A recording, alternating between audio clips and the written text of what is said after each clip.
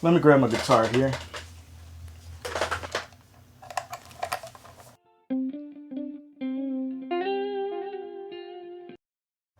Hey everyone, so today I want to show you guys how I use bias effects from Positive Grid in Beatmaker 3. Bias effects is a guitar effects app.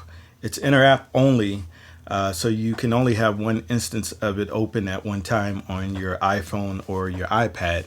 But in Beatmaker 3, I'm going to show you a little trick that you can do to get a better workflow so you can record multiple guitar parts with the app. So let's just get off into it, and we're going to keep it booming. All right, so we have Beatmaker 3 here. Let's just start a new session. All right, so we have an empty bank here, and the first thing we're going to do is add an instance of bias effects. So we go to inter-app audio because it's not AUV3.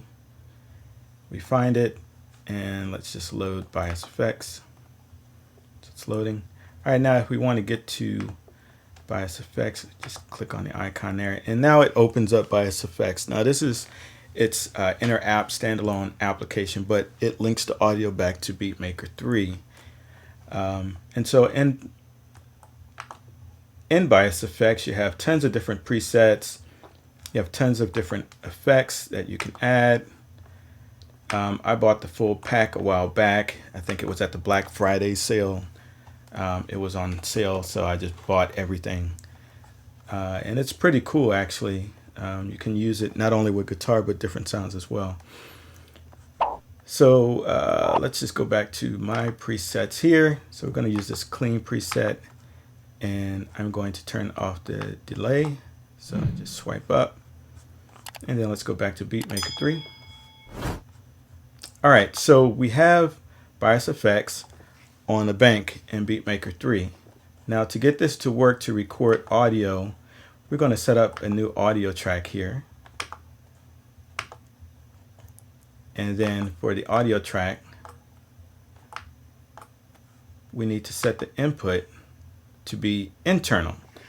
We're not going to use the inputs of our interface because those are already going to Beatmaker 3 to the bank to bias effects. So we're going to record directly from bias effects.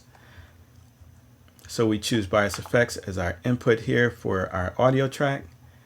Of course, we want to record enable that. And I like to use, so we have sound there.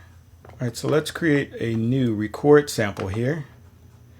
And we're going to choose our recording source to be Bank A, which has our bias effects. And we're going to leave the record mode as threshold. Threshold means that it's going to start recording that sample once it hears the input from the guitar. All right. And then let's make sure we reset our transport to 0. And we want to set our tempo. So I have the tap tempo set to a button here on my IO station. So we're going to tap a tempo.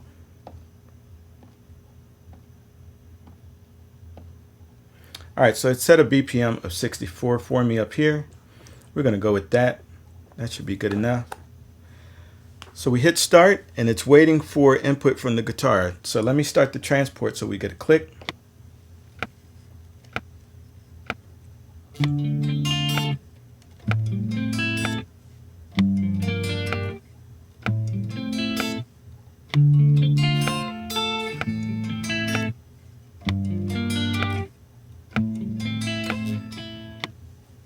All right, that's good enough for me.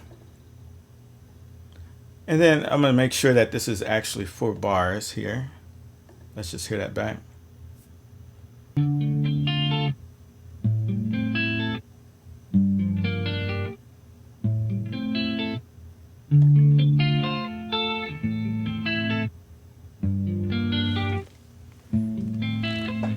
All right, so now let's create another track, and we're going to do the same thing. So we hit create track, new audio track, record enable, and we're going to create a new sample. All right, our recording source is still going to be bias effects from Bank A. And record mode, we're going to set to sync. So that means that recording of the sample doesn't happen until the transport starts. And we set the length of that to 4 bars. So it's going to create a 4 bar pattern for us. And then we hit start. Let's reset our transport back to 1 or 0. And let's just go with it. So I hit play.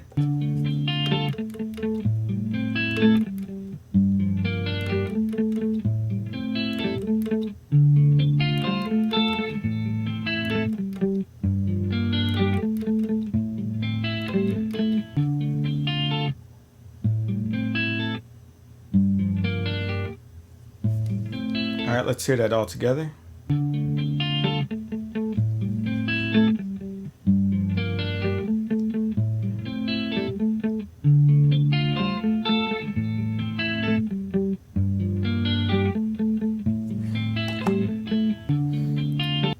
All right, so that's pretty good. So let's add some drums to this. All right, let's add a new bank.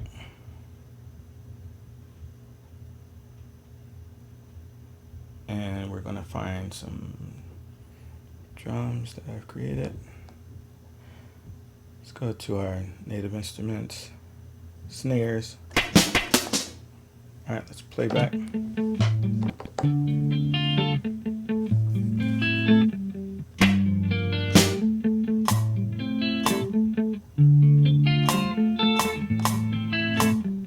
So we add a new pattern here, create pattern, and we'll just do a 2 bar here. Load it up, and let's record that.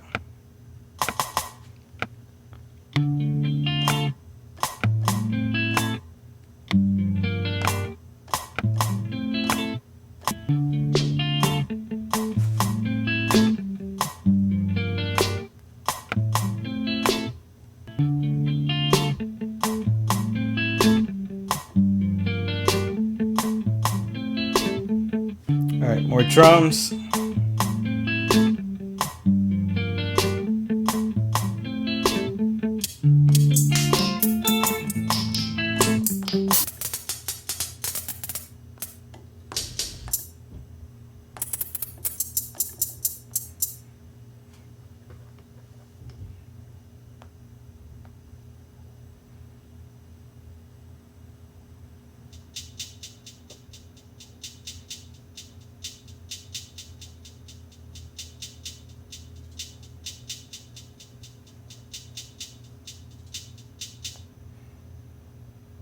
All right, let's see how that sounds.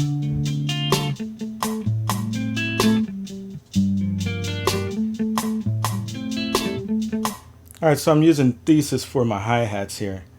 All right, let's add another bank. Let's add a kick. Let's use our good old bass 808 out.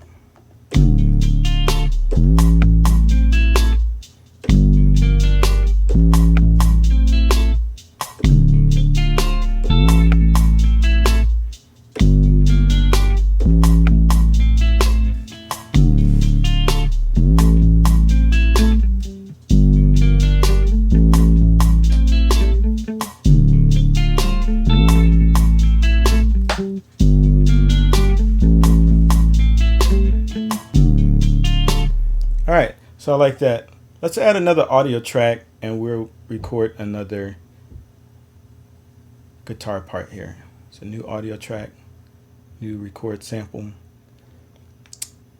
And we're going to set the record mode to sync so that it syncs with the transport. Once we start the transport, it's going to start recording that.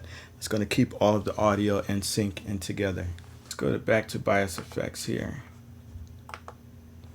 And let's do a different sound. So let's see, let's try a different preset.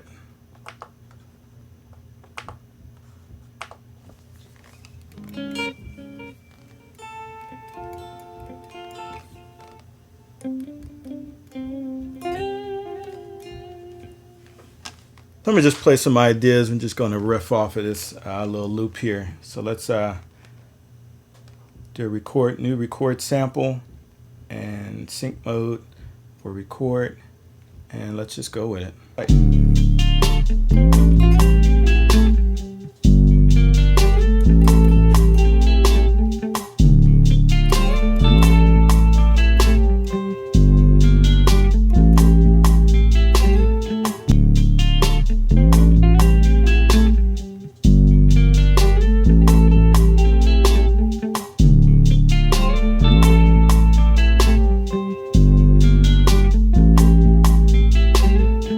So that's me using bias effects in Beatmaker 3. Of course, with that little workaround of putting bias effects on its own bank and then recording through that to any additional audio tracks that you have. That's going to keep your workflow going and allow you to record multiple guitar tracks. Of course, bias effects available from Positive Grid has tons of different effects in there. I bought the biggest bundle that they have back at Black Friday or something like that. So it comes with all kinds of effects there. It's not just for guitars. You can put these on any type of tracks that you have in Beatmaker 3. So try it out. There's a free version that you can try with a limited number of effects, but at least you'll know if you like it or not. So of course, if you like this video, please consider smashing the like button below. I didn't want to say smash. Please hit the like button below. And of course, consider subscribing to the channel if you want to see more content like this based around iOS music apps, iOS production in general, anything really having to do with music. So as always, keep it booming.